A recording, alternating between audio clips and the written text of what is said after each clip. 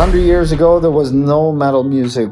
What do you think we will be listening to in 100 years? Metal? I don't know. I think. And also classic. I mean, you know, all the old classic composers we're still listening to it from 1500s and blah, blah, blah, blah.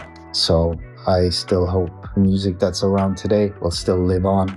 I mean, especially the good music, you know, the classic bands. I don't know, whatever you think is classic. I would say Led Zeppelin, Beatles, things like that will probably be the next Mozart or whatever as you see it. But plus, of course, also Vivaldi and Mozart and blah, blah, blah.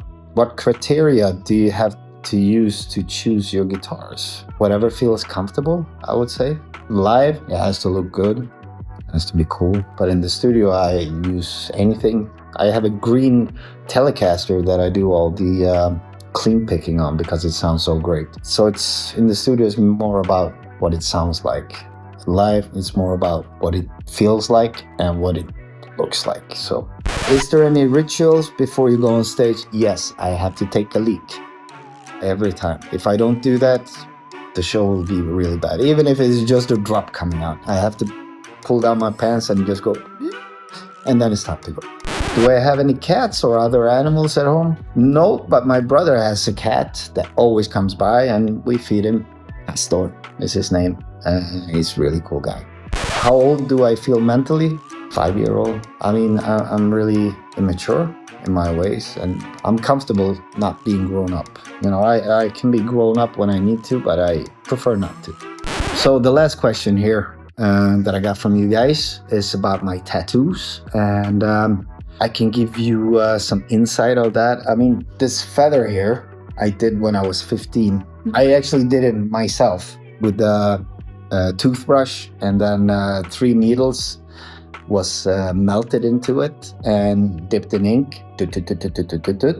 But of course, this one was refurbished when I was in Florida. So that's why I keep it. This tribal thing or whatever it's called, it took 8 hours for my friend with a razor machine that he made. And just the black thing took 8 hours and it didn't fit. And we just put the needle further and further in. And at the end, it was just... And all these rest things around, we tried to cover up with this thing. So, I mean, I don't know what you call it, but this is like 25, 27 years ago.